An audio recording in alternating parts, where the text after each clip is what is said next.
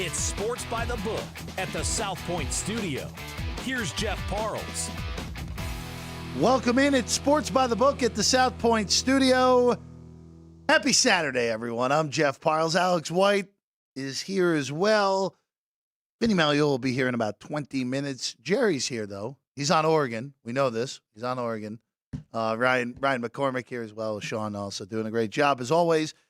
All right, the penultimate Saturday of the college football regular season. Kind of amazing. Just shows how quickly this all goes. And, Alex, let's just dive right in, and we'll go in rotation number order as we always do. And let's just start off. College game day is there. As bad of a Pat McAfee field goal kick contest as you're ever going to see there in Harrisonburg this morning. JMU, undefeated 10-0, hosting Appalachian State to start us off here. Alex, 9 behind us, which is currently the market low on the Dukes. This open 12. It's been pretty much a one-way street on the Mountaineers of App State, but there's a little buyback in the market. There's even a 10 out there at Caesars right now. But right now, 9 behind us, 9.5 across the board for the most part. I didn't play this game, even with the move. I did kind of like Appalachian State at the beginning of the week, but we're not going to be chasing bad numbers. That's right. And I would probably only lay the 9 with James Madison here because I love this team. Undefeated, as you mentioned.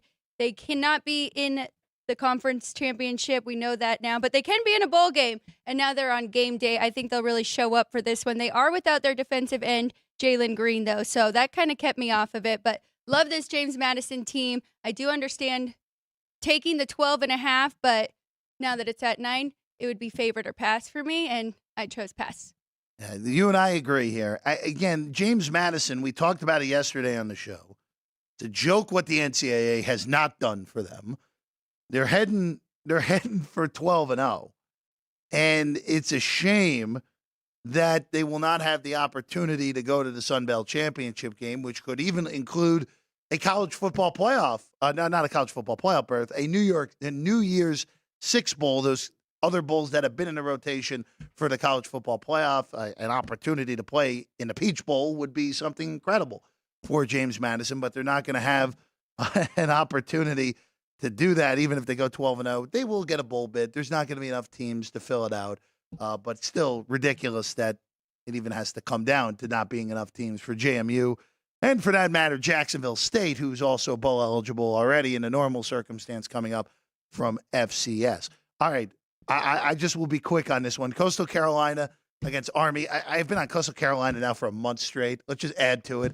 I laid the 3 this morning in West Point with Coastal Carolina. Yeah, they've had quarterback issues, but in all honesty, Alex, I still think Coastal Carolina's quarterback play has been fine, even with all the injuries. Of course, McCall getting concussed a little over a month ago. He still hasn't been cleared, which is obviously very scary. We're talking about concussions. The third quarterback, Ethan Vashko, has been in there the last few weeks. Actually, he's been all right. So I'm not overly concerned that it probably will be Vashko again this morning there in West Point. And yeah, Army needs the game in order to possibly get to 6-6. If they win this game, they'll probably be a favorite over Navy in the Army-Navy game in 3 weeks.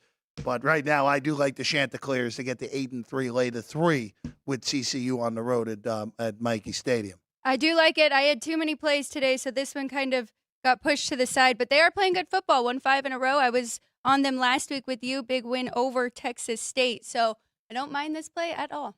Let's go to a game we're both on the same side. West Virginia and Cincinnati. We talked about this on the show yesterday. I'm a little perplexed on how the markets played this one. It got to as low as 4.5 in some faraway places. Here in town, never got lower than 5. 5 was the bottom. It's back to 5.5 across the board here. West Virginia laying it at home against Cincinnati. You know, last week Cincinnati beat a Houston team that you and I were both on Houston in that game. We never stood a chance, realistically, with the way that the Cougars didn't show in that one against the Bearcats. West Virginia got smoked, absolutely smoked by Oklahoma last week. And you know what? I'm not going to hold it against them because that was the perfect smash spot for Oklahoma. Back-to-back losses on the road, return home, play a team that the defense has been very shaky against good competition, and Oklahoma drilled them. I'm not holding it against them. This is a great step down in competition for West Virginia, and I only have to lay less than a touchdown. I thought this was fine at 7 to lay with West Virginia. It's definitely good to lay at 5.5, Alex. I completely agree, and I got -6.5. I thought that was going to be the best number I could get. I'm shocked by the move as well. As you mentioned, Cincinnati steal a win from Houston, but Donovan Smith, Houston's quarterback, he threw 3 picks. I don't see everything going Cincinnati's way like it did last week. Great situational spot. West Virginia bounced back here from that 59-20 loss to Oklahoma. Oklahoma, we'll get to them in a little bit. They'll be in Provo for the nice 10 a.m. kick in Provo. I'm sure that will, well, again, as I said yesterday, won't be many hungover people in Provo at least for that one starting at the top of the hour. All right, I do want to bring this game up. It's a bad game, but it's I have not bet this. I don't think I will bet this by the time the game starts because I would be taking a bad number. From 4.5 to 3.5, Indiana's favored in a conference game against Michigan State. Both of these teams going nowhere here this year. 47.5 the total. Alex, I know Indiana's been a lot better recently. They, of course, had the win against Wisconsin. They should have beaten Illinois last week.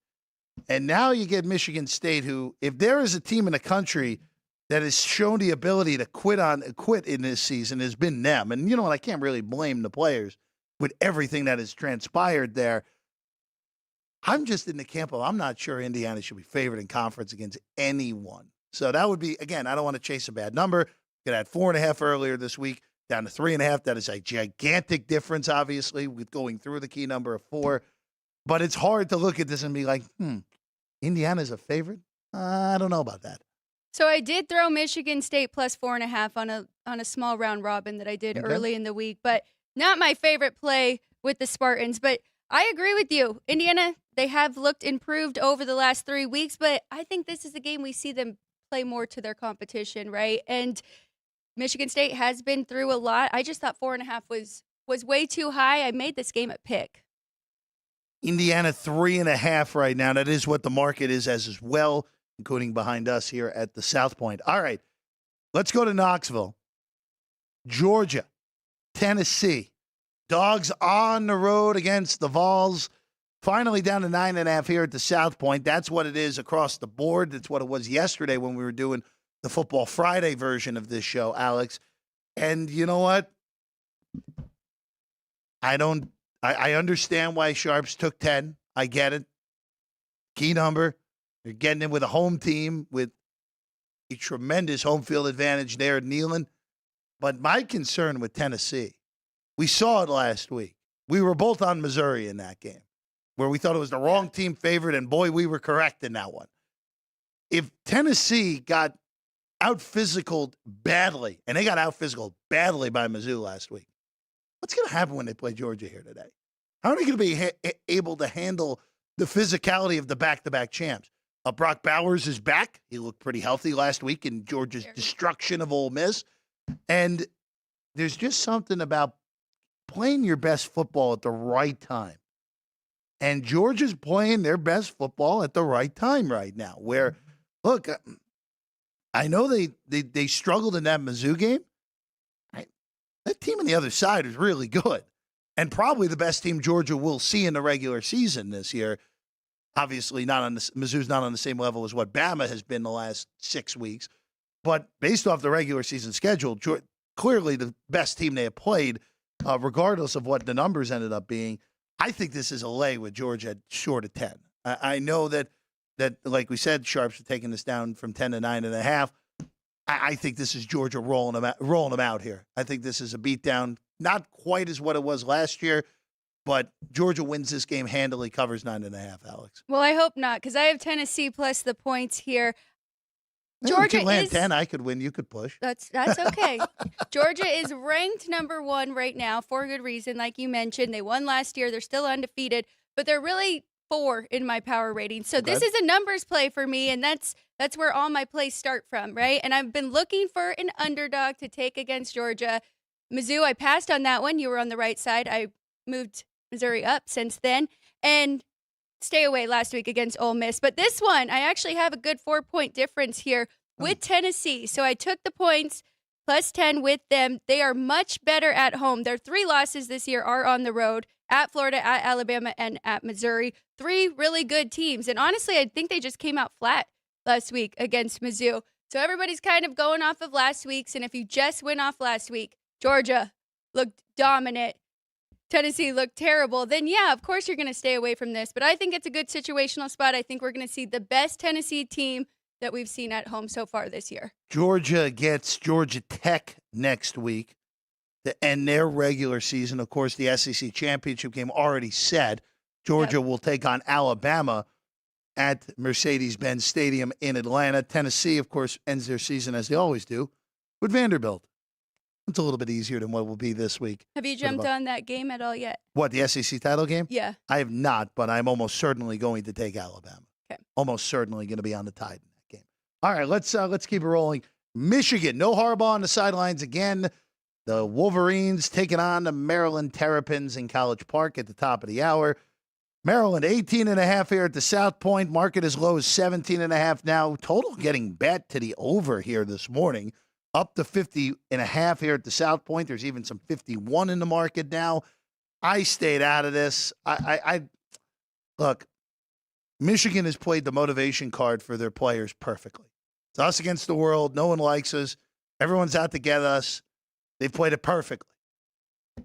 This is just the opportunity of a sleepy spot here. The week before Ohio State is clearly there for Michigan. The problem is Maryland, since that first half in Columbus, has not been a good football team. They were 5-0. They were leading Ohio State at halftime. They somehow didn't cover 20 in that game. And now I know they won last week. That more had to do with Nebraska being Nebraska more than anything.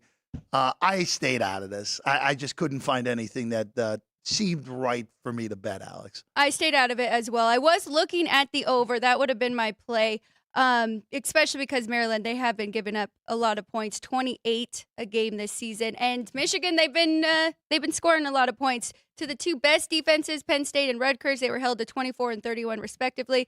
But then they averaged 48 in the other 5 matchups against Big Ten teams. So that would have been the play for me. But with all the outside noise, I did decide to pass on this one. Nothing for me on this one as well. All right, a game you really like. Let's go there. Top of the hour. Miami taking on Louisville. Cardinals win. We'll see you in Charlotte in 2 weeks against Florida State. No questions asked. I'm not even going to attempt to explain the tiebreakers in the ACC because it's very convoluted. If Louisville loses, there is a legitimate shot here at a multi-way tie for second place for the right to go play Florida State in Charlotte. So for ACC championship game scenarios, the easy one is Louisville wins they're in. They take on Miami. Alex, this is a pick.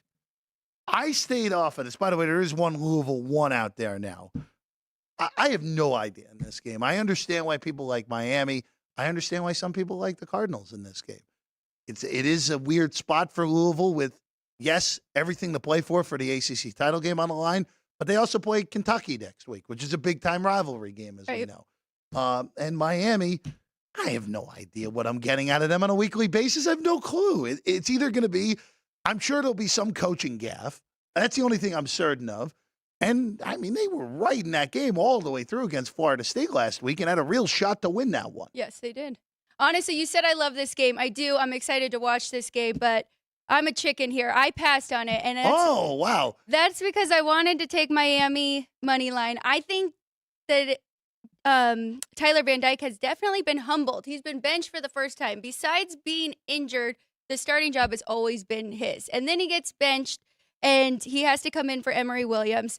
Now he's going to play again. And when he's good, he's on, right? So if we can see a great effort from him in that offense, I think they can hang in this one. But I'm not going against this Louisville team who is red hot. They've won 3 in a row, sitting second in the ACC. So this is going to be one I watch and possibly jump in game. Yeah, the way you were talking about it before the show, it was like, oh, we're all over Miami. But I get passing this game. I understand it.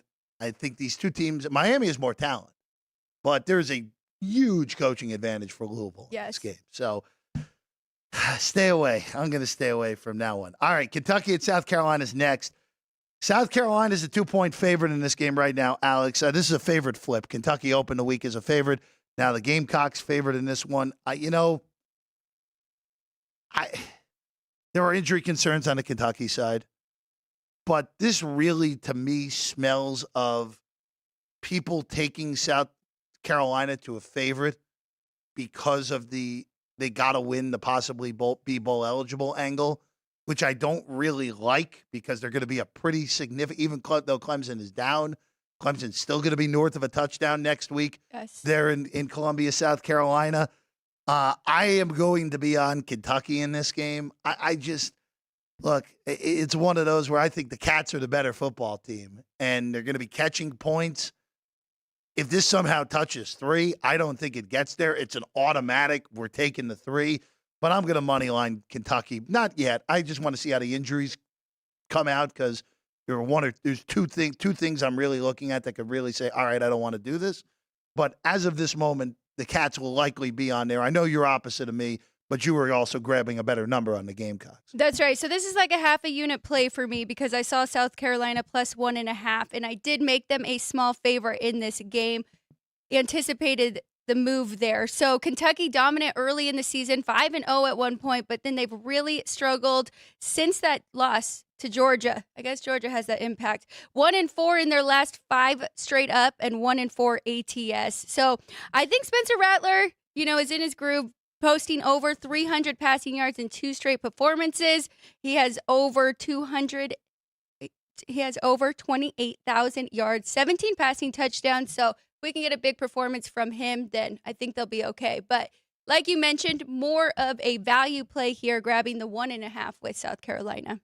Let's get Rutgers and Penn State here real quick. We didn't touch this yesterday on the show, but I do want to bring it up here. Penn State, of course, their season up in flames for a college football playoff berth with the loss last week to Michigan. Now they get Rutgers, Rutgers just looked awful last week against Iowa.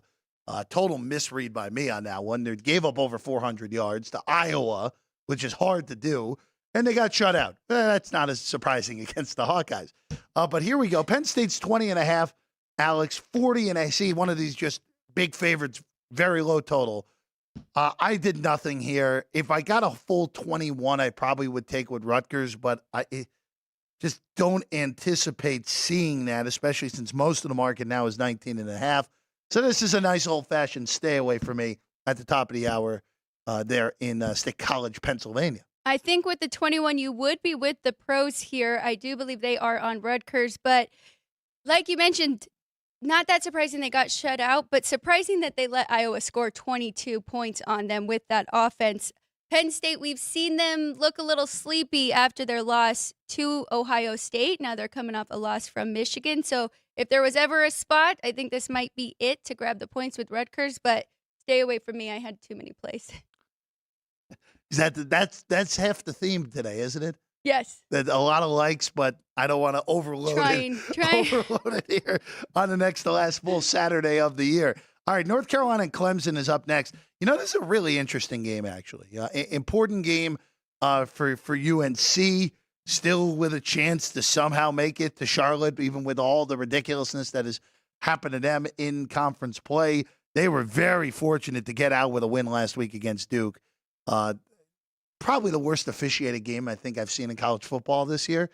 But now they go to Clemson. Clemson's 7.5. I don't want to say that Clemson has stabilized things, but they have looked a lot better the last 2 weeks. The win against Notre Dame and a game last week where they just kept turning Georgia Tech over and took full advantage of it with a 3-touchdown win. 7.5 right now, Alex. 59.5 the total. It does feel like if I were to take anything, I would only take points with North Carolina here.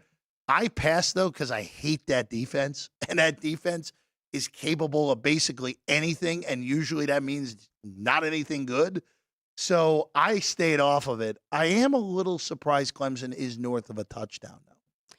So that's another common theme for me today. I really feel like I'm on teams with the better defense, and that's Clemson here. I laid the 6.5 with them. I would definitely not chase, and I would be laying the 7.5. Yes, I think that Clemson has stabilized things, definitely, but I do think we've seen the worst performance from their defense in the last 2 weeks, right? Gave up a bunch of points to Notre Dame, and then last week too. So I think that that's a big focus for them going into this game, knowing North Carolina does have a high-powered offense, and I think that'll be the difference maker.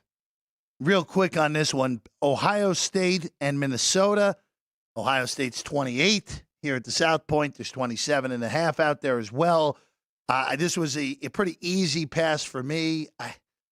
I guess at 28, it would only be a take on the underdog, but I don't really want to do anything with this, even with it being a look-ahead spot with Michigan coming next week for the Buckeyes. No, thanks. Me either. I made Ohio State more than 28-point favorite here, so definitely past even taking the points with Minnesota. But looking into it, Minnesota has played Ohio State tough over the past 3 years, 3-0-1 ATS, but that dates back all the way to 2014, so that's in a far stretch here. Two completely different teams. Actually, the last time they saw Ohio State, they had C.J. Stroud. So for better or for worse, we have two completely different teams here. We're going to take a quick break. When we get back, the biggest mover of the morning, as we all expected, Purdue and Northwestern. Our guy Vinny Magliulo will be in with us to discuss that and more when we get back. Sports by the Book, South Point Studio. We work hard to provide you with all the conveniences that will make you come back again and again. Things like free parking and easy checkout from the TV in your room. While you're here, be sure to use the club card to get all the perks, comps, free meals, and cash we want to send your way. It's simply the best players' reward system in Las Vegas. Membership is quick, easy, and free, and you can start earning points for cash and comps immediately. Go to the club booth to sign up today. Also take advantage of our business center, located right by the Benny Binion statue. Print boarding passes or enjoy the convenience of our FedEx, UPS, and U.S. mail services. Just another way we're here to serve. Also during your stay, don't forget the convenience of room service.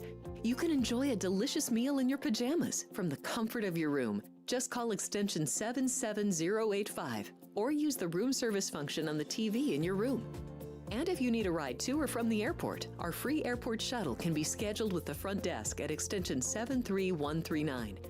Please give at least a 24-hour notice to reserve. For information on Strip transportation, please call our bell desk. Finally, remember us for your next business meeting, conference, or banquet. From our 80,000 square foot exhibit hall to 70,000 square feet of convention space, which includes our grand ballroom, we have everything you need. Our getaway location and commitment to exceptional value and service have cemented our popularity with business communities around the country. Thank you for staying with us. Whether for business or pleasure, we're glad you're here. And we're here to serve. South Point Hotel, Casino, and Spa, where there's something for everyone, all under one roof. Enjoy your stay.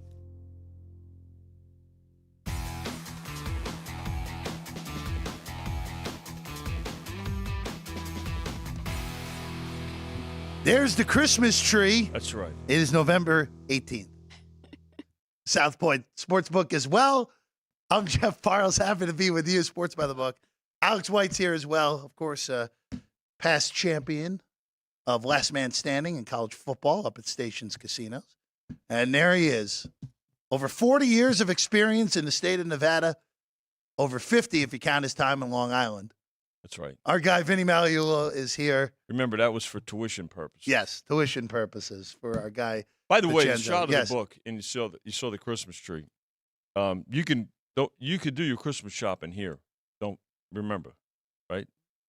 Future tickets. Future tickets. Very good. Okay. But don't forget the store in the back also, Vinny. Oh yeah. The gift shop's the got a gift lot of shop good here at stuff. the South Point, yeah. But One of right here in the book, you can be in action for yourself and your loved ones as well. So you can start checking off your Christmas list right at the counter.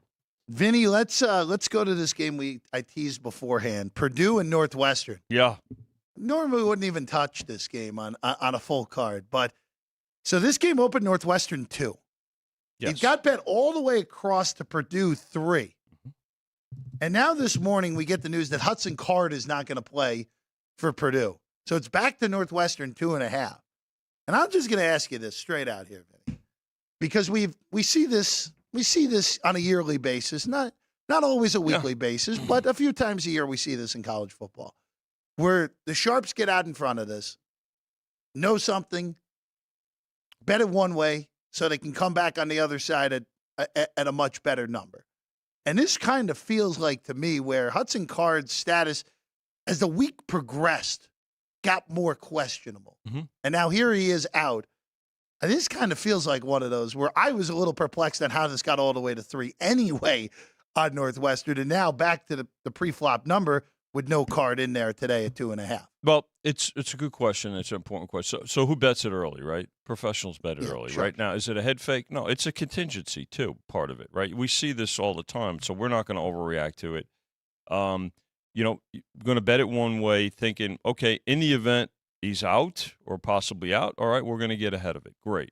So we move it accordingly. Remember yesterday on the air with Chris Andrews, Jimmy Vaccaro, and we went through, we had the Football Friday show, and we were talking, and I specifically mentioned that given everything that's happening with the game, and then the emotional aspect of the game, right, where Northwestern rewards their interim quote unquote coach with a new contract. The team has rallied all year. We knew that there was going to be money here for Northwestern, so it's not really a shock. I'm not saying, listen, we have a crystal ball. Nobody's got a crystal ball, right? If you have a situation where, in this case, Card, he's questionable all week. Well, let's get ahead of it. Let's take the points. Let's and they ran it really well. Okay, great. Now it's going to come back. So in essence, people are just getting off it. It's not. This is not all general public jumping on this. This is a reversal of or part of the strategy, but it's a reversal of the initial bets. That's all. So again, from our perspective, it's all juice, right? It's all at the end of the day, it becomes down to now there's two-way action all over the game, Alex. And I know Jeff has a very good number here. Oh, I only have 65 cents of closing line value on the money line, so we all know what's going to happen. I mean, we all know what's going to happen here. I'm on Northwestern, obviously, but all right. I mean, this is. I think there's no surer bet now than Purdue winning this game outright, man. that I have that much closing line value on this one. Well, listen, but you followed it. You played, but it's an important. Listen, we see games like this quite often, especially when it's a close. When you have a game that's a field goal or less. We've got several games, right, where there's a new. We've gone back and forth with Louisville and Miami as favorites, right? One team slightly favored over the other, whether it's 1.5. The game's down to pick 'em again. Kentucky and South Carolina, another one, right? Basically a pick 'em game. By the way, more South Carolina money now too. Kentucky earlier in the week was a 1-point favorite, and now South Carolina is up to 2. So you've got games that do bounce and go back and forth in terms of favorites. You know what? And not unusually this time of year either. Vinny, let's keep it rolling here. Alex has a play on this game, and so do I. We're on the same side, actually. You're on the same side. We're on the same side, not two-way action. Steam at the desk. No two-way at the desk. No two-way Steam at the today. desk. And that's the game with not the lowest total of the week for once. Congratulations, Iowa. You're playing a total that's right now at 33.5 at some shops. Yeah. 33 here at the South Point. Both Alex and I laid it with the Hawkeyes in this one against Illinois. Just a 3-point favorite for Iowa. It really all things considered, I know we like to poke fun at the Iowa offense, but the fact that Iowa, and this is just a testament to their defense, the fact that this team is going to be more than likely going 10-2 with absolutely no semblance of an offense is look, it's an indictment of the Big Ten West for sure, but it's still pretty wild that this could possibly happen where Iowa's offense is comically awful. And here they are with a legitimate shot to go 10-2.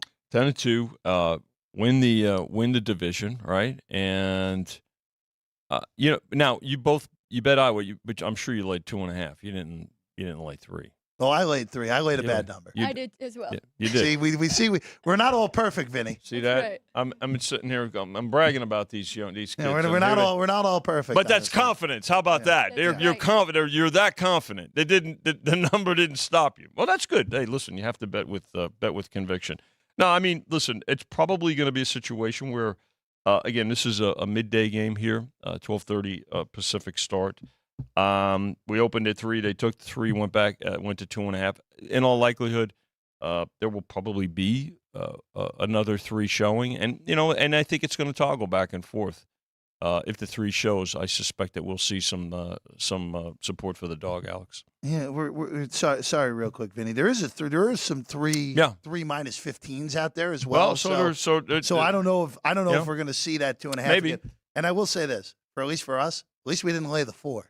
That's right. At least we didn't do that. No, thank you. I would have to. You see it would be adios. All credibility lost. You said it perfectly, though. I mean, their defense, you have to give them credit. 8-2 on the season, and their offense, they managed Iowa. Well, in general, some might have been from their defense, but 32 points in the last 2 games, so that's big. Illinois, they're going back to their original starter, Altmaier, and I actually think that benefits us a little bit because Paddock, we saw him for Illinois last week, 24 for 36 with 507 yards, 4 touchdowns. Yeah. So I think that plays in our favor. We've talked quite a bit about Iowa, no question about it. And we, a little some tongue in cheek. The reality is, this is a football team that's compete. Look at where they are. I mean, at the end of the day, the record speaks for itself, right? And they've got a better record than so many other teams, and the fact that they're probably going to be playing on New Year's weekend, right? I mean, New Year's either the eve or the day, and those are important games. We're really caught up in the Final Four, and understandably so. I get it, but when you're talking about New Year's games, those are enormous for a variety of reasons. Recruiting, money, which everything comes from money, right? So there's the recruiting, there's the transfer portal, and then there's the building block, the stepping stone to next year. So you've really got to, separate. While there's so many, over 40 bowl games, those New Year's bowl games are very important from a variety of reasons. And from our standpoint too, they're enormous betting games. Well, those New Year's 6, as you bring it up, the 2 playoff games, which this year, the final year of the 4-team playoff season in Pasadena at the Rose Bowl and New Orleans for the Sugar Bowl, and then the other 4 games where look, whoever the non-Power 5 represent. I mean, for Tulane, if they could be in a New Year's 6 bowl for back-to-back years, that's an amazing accomplishment for that program. For my alma mater, Missouri, to be potentially in a New Year's 6 is a gigantic deal for a program that hasn't been in they were never in a BCS bowl, even though they should have been twice, but that's a different argument for a different day. But again, it's a big deal. Sure. To be playing in one of these New Year's 6 bowls. And especially this year too, I think, because of conference realignments, right? And the Pac-12 going away. So things I think there's teams that are driven to get to that day, to get to that weekend, not just for the Final Four. By the way, your alma mater. Yes. More support for them this morning. There. I was just with Chris Andrews before I came in. Missouri up to 12.5. I think you're going to see even higher here. I actually expect that to close 13. 13 is not unlikely. Yeah. But Alex did it correctly on that game. Well, go ahead. What did you end up playing there with Mizzou? -11, and then I also am on the under. There you go. Under 59.5, actually. I got the good number. Oh, you got a great number, Alex. I would still play it at. It's 57.5 now, right? Yeah, 56.5, 57.5, 57. I mean, you got a great number. South Point mark a low on the 56.5. Yeah. It is 57.5 basically everywhere else in town. We did take a big play yesterday on the under 57.5. Yeah, I do like not. I wouldn't chase again. I wouldn't chase the bad number. 11 was excellent. If this thing 12.5 is currently the market high, but I think that everywhere is going to be at 12.5 at least by the time that game kicks off in Columbia. I do want to go here. Injury concerns in Lawrence today. Yeah. KU hosting K-State. That's the Sunflower Showdown. Kansas State 10-point favorite on the road here at Lawrence. Jason Bean is a game-time decision. That's Pete Thamel with the report on that. The way this game has been bet, the assumption is that he's not going to play, and I think that's probably the way this goes here. Yeah. So, and it's moved 3 points. Yeah, so KU's on their third quarterback here with Ballard probably getting the start here. Jalen Daniels, of course, done for the year. He said that earlier in the week, where he's going to be returning to Kansas thanks to a red shirt that he was able to use this year. Yeah, and again, this is all about the Wildcats, Kansas State getting support. Still laying at 10 actually right now, so probably not going to see Bean in this game again. But look, this is a 4:00 start, so if all of a sudden you see, we get word that he's out, he's warming up, and he is going to play, then I think you're going to see the number come back down. And again, we'll come down the ladder the way we went up the ladder, Alex. I think so. If Jason Bean is playing, this will probably be a play for me. I did go over 55.5 early in the week, just a half a unit here. It does kind of concern me if Jason Bean is out, but sure. With these two playing against each other, I expect some fireworks. Well, you got another good number there if you went over 55.5. I mean, we tried to get ahead of it at 56.5. But again, I think we'll watch and see. But all indications are he's probably not going to play. I did want to point out another game that's moved considerably, please, especially here as we get ready for these 9:00 kickoffs. And this, even though this is a later game, a lot of support for Wisconsin here. So here's a game that opened 6.5, and again, we open these on Monday late morning here at South Point. Wisconsin, of course, hosting Nebraska. Wisconsin against Nebraska 6.5. Initial response for Nebraska in this game, who's really played. Talk about good defenses, really. It's their offense that's given them problems all year, not just the poor ability to score, lack of scoring prowess, but turnovers have plagued them.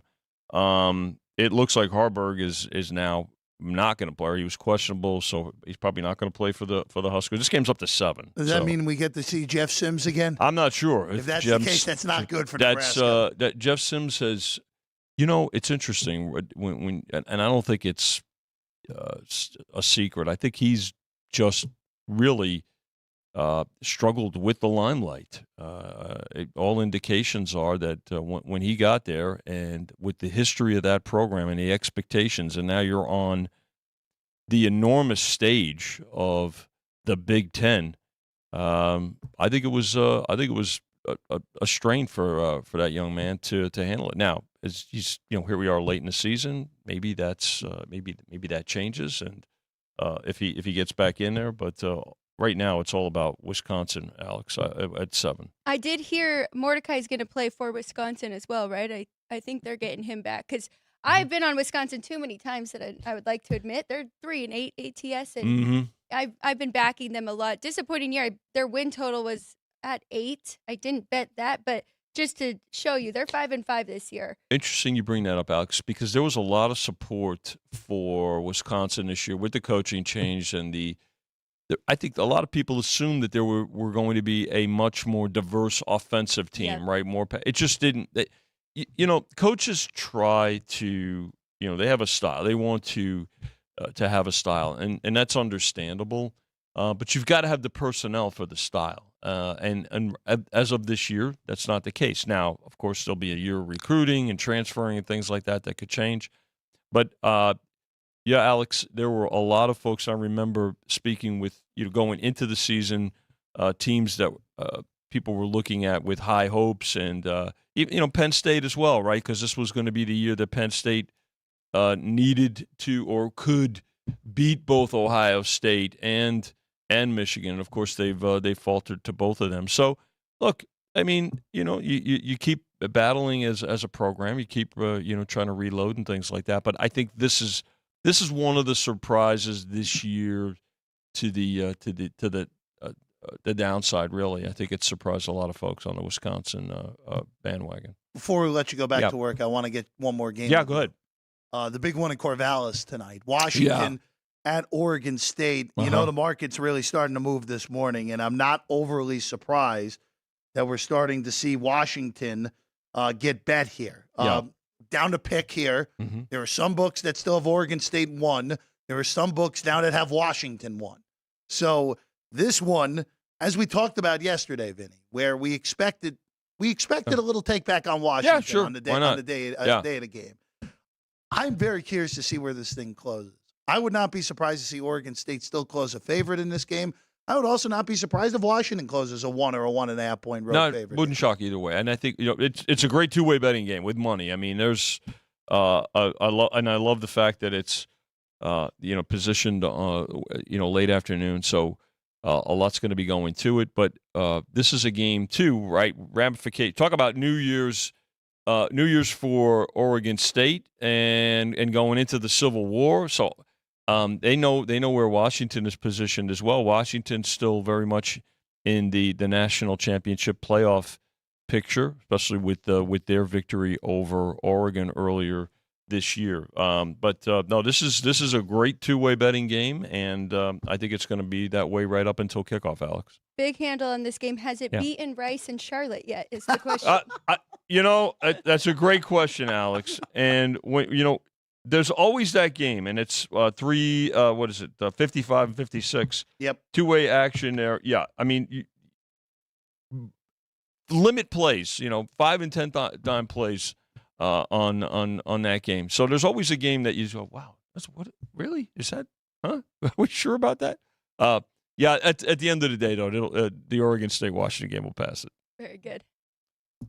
Vinny, we'll let you go back to work. I'm going. We'll let you go back to work. Vinny Magliulo, everyone, of course, here at the South Point. Gone Gaming, Sports Betting Hall of Famer as well. Our guy is always in the best hair that you can get. I'm trying. There for Vinny Magliulo. All right, when we get back, we're going to take one more break. We'll go through it. We got a big one in Tucson, Utah, and Arizona, and we also have more to get to as we keep it rolling. Sports by the Book here at the South Point studio.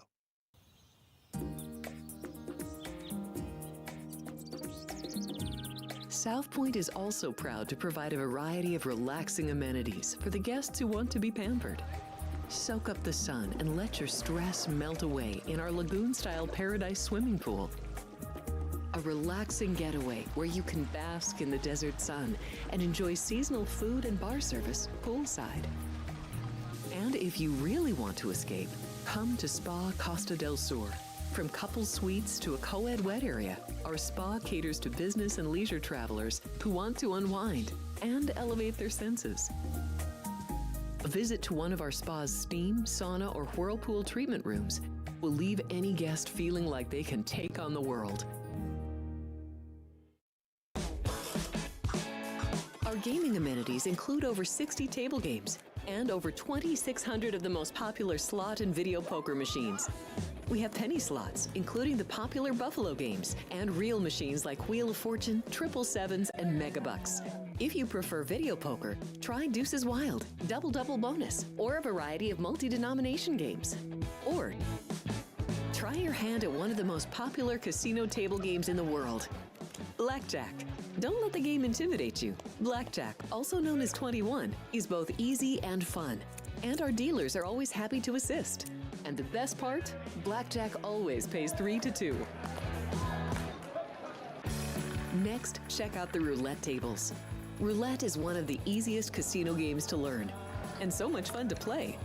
It's a favorite of both beginners and seasoned players. In addition to blackjack and roulette, our casino pit features over 60 popular table games like Baccarat, Pai-Gow Poker, 3-Card Poker, Ultimate Texas Hold'em, and Mississippi Stud. So get out of your room and come join in the fun.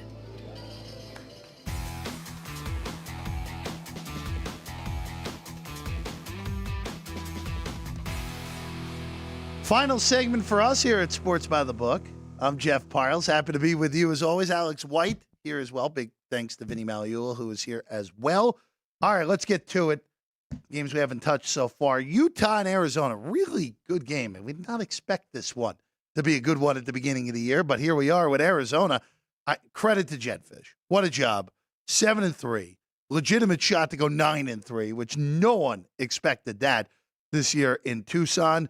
Utah, they had their opportunities last week, just couldn't get it done on the road in Washington, falling to 7-3 themselves.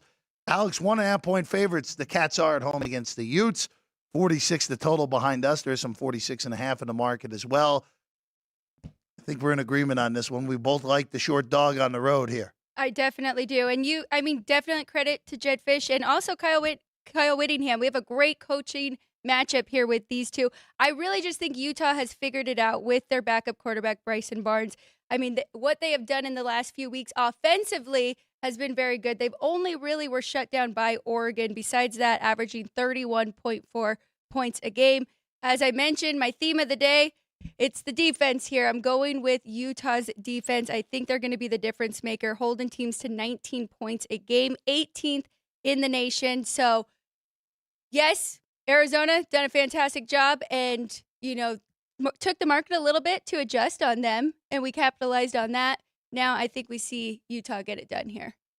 You and I agree. Short money line price for me is on this one. Now, I'm not saying Arizona can't win this game. They're favored.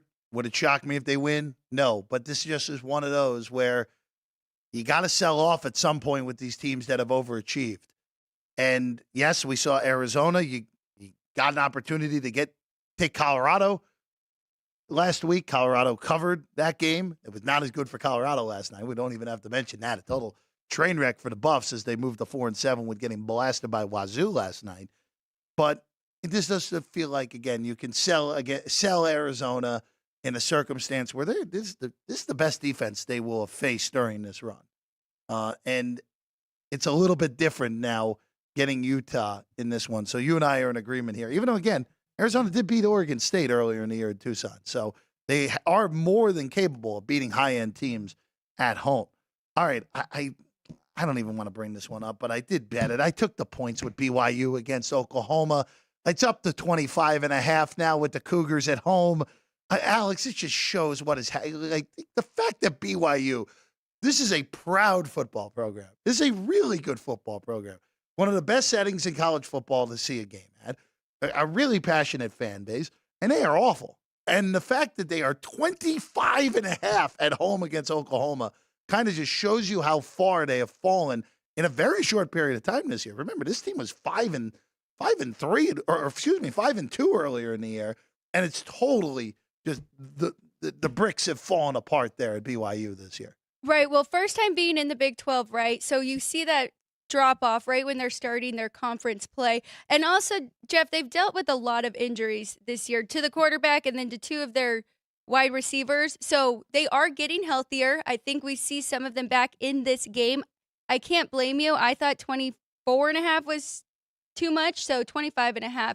I definitely would look at that with the Cougars. We know they play much better at home. They did lose their first home game last week, and that was a rough one for them. But it's a lot of points for a very proud BYU program, like you said. Yeah. I think the conversation's got to be had again about Sataki. I know there have been a lot of injuries, as you said, but this is three straight years where things have not been as good as you would expect from a BYU program. And they had a lot of talent last year. Hey, Jaron Hall was a good college quarterback and didn't win enough games last year, at least for what they should have done a year ago as an independent. Now this year, you can't go from 5-3 to no bowl. You just can't happen. And they're obviously gigantic underdogs today. They're going to be sizable underdogs again next week in Stillwater. It doesn't matter with the quarterback injuries. You get the 5 wins that early in the season, you got to find a way to get bowl eligible, and it's just not going to happen for BYU unless if they pull an absolute stunner. And I know would upset our guy Sean in the corner there if Oklahoma found a way to blow that one outright today. All right, Battle of L.A. Talk about disappointments. UCLA and USC. Final regular season game for USC. Probably the last time we see Caleb Williams in a USC jersey as well. They host UCLA at the Coliseum. Alex, this is an all-over-the-place market game. As low as 4.5 on the Trojans, as high as 6. I couldn't do anything here. Behind us, it's 5.5 with a total of 63. I don't like either of these teams. UCLA last week was one of the more ridiculous performances you're ever going to see. from a good team, from a team that's supposed to be good. I mean, 17-7. Yep. Loss at home to Arizona State. That just can't happen. And then USC, well, documented their struggles. They just can't play defense. Yes, absolutely. This is one of the rare occasions where I'm going with the better defense because I am on USC. Shocked by the move. I got the bad number in this one as well. I am on USC -6. I didn't know it was going to move down more, but a lot going on in UCLA, right? Chip Kelly's on the hot seat. Their quarterbacks, they have 3 of them. We don't know which one's playing. Couple questionable. One might be in the transfer portal. So a lot going on with that team, and I just think USC's offense is going to take over here, score enough to cover this and win this game. Probably the last time we see Caleb Williams at USC as well. It would be shocking if he plays in a non-New Year's Six Bowl, which is where USC is going. Of course, he expected to go at worst number 2 in the upcoming NFL draft. Him and Drake May currently still battling it out, unless if the Bears get picked number 1 and decide to take Marvin Harrison Jr. So there you go. See, I think Ryan will like the Marvin Harrison Jr. pick. I just a hunch on that one. I want to go to Stanford Cal real quick, and I know you're not happy with yourself on this one, where Cal is up to 7 in the big game there in Palo Alto. You jumped the gun a little on this one, didn't you? I did. I didn't expect to see 7s out there, so I grabbed the 6.5 with Stanford here. So, yeah, I am on a couple bad numbers, couple good numbers. As always, that's how it goes with sports betting. But I don't think Cal should be a 7-point favorite on the road here to Stanford. Value taking the points. Cal's defense has not been great at all. So Stanford was embarrassed last week, lost 62-17 against Oregon State. I think this is a really good bounce back spot for them. Cal needs to win out to get to a bowl. Again, favored to do so today. They'll be a dog next week in Los Angeles at the Rose Bowl against, or in Pasadena, I should say, against UCLA. But neither of these teams are any good. Hey, get ready. This is the big ACC rivalry next year, folks, as it was all intended through the course of college athletics. All right. I want to go to Texas and Iowa State next, where it's been traffic on Iowa State here in this game. Down to 7. Texas favored in Ames. 44.5 now the total. This game has been bet to the under. Alex, I'll say this. Texas has everything to play for here. They win out, they're going to have a really good case to be in the college football playoff.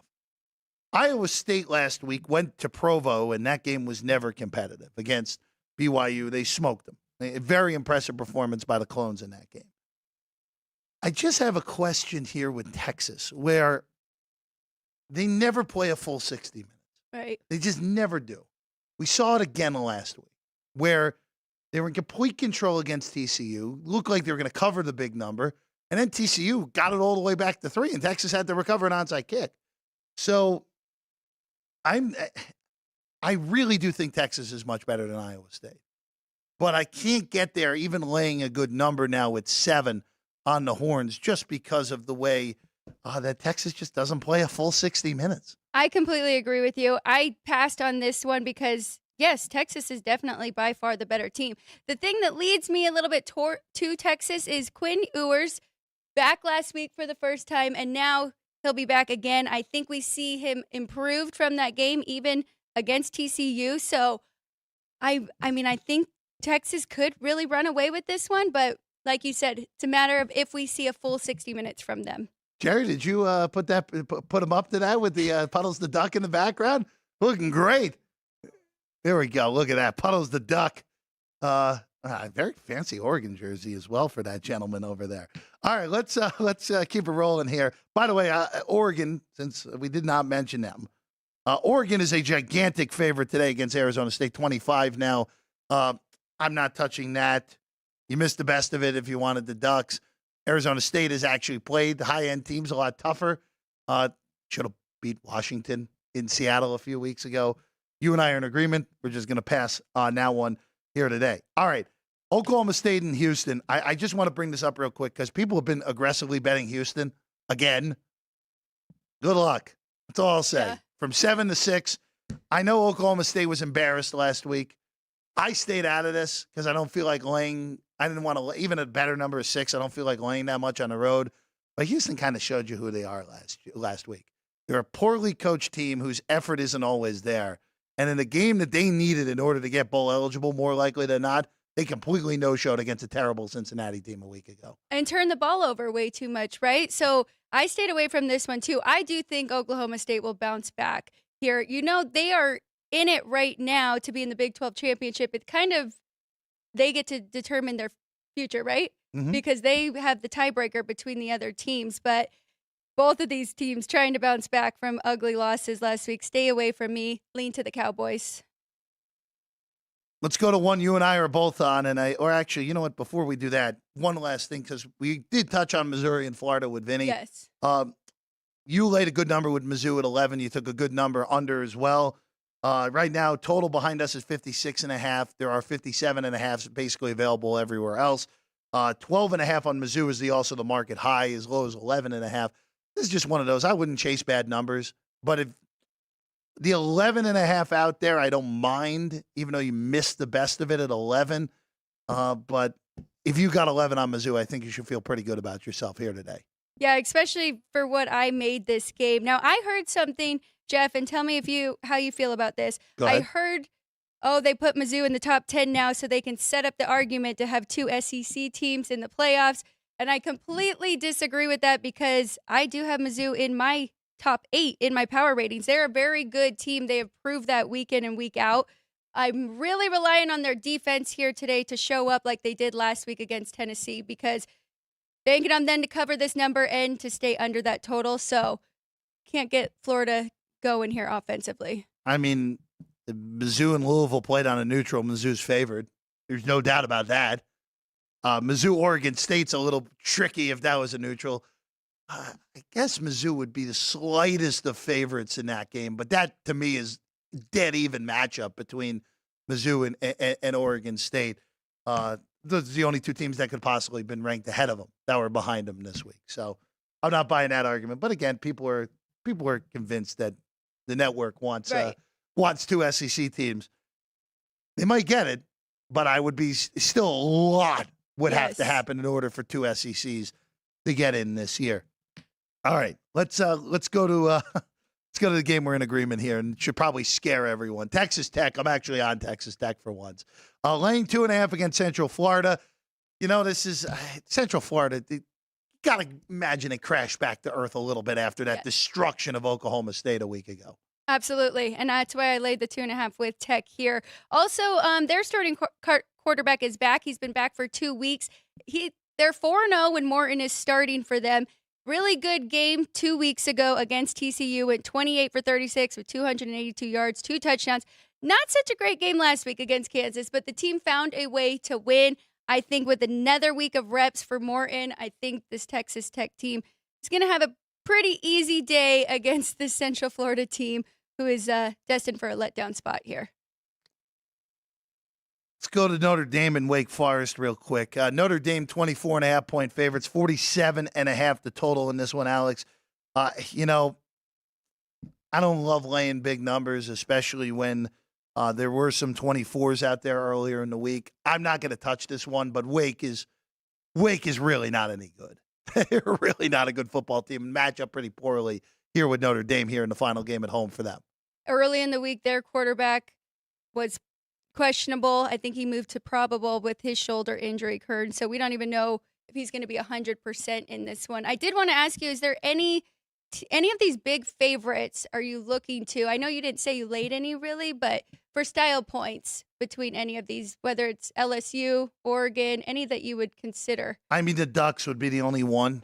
That would be the only one. None of these FCS, FBS games. Right. Who cares if you're Alabama? Who cares if you beat Chattanooga by 49? You're supposed to do that as a 45-point favorite. Same sort of deal with Florida State. They're almost 7 touchdowns against North Alabama today. This is a funky week because you have these top-notch teams. Some of them are playing FCS. Some of them are playing poor FBS teams. Those are games I avoid usually. Even though, again, there's some credence to taking the underdogs sometimes in those Sun Belt or CUSA teams on the road against the SEC teams. But I stayed out of all of them today. All right. Of course, we got to end with UNLV. Biggest game the program has had in a very long time. on the road in Colorado Springs today to take on Air Force. If UNLV wins out, UNLV will host the Mountain West title game. If Air Force wins out, they will host the Mountain West title game. And you know what? It's right where it probably should be. Air Force is 3 at home today, 47 the total for this one, Alex.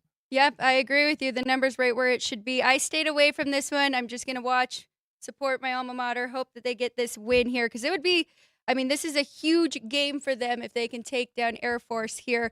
Quarterback out for Air Force, but I still worry about them against their offense and how they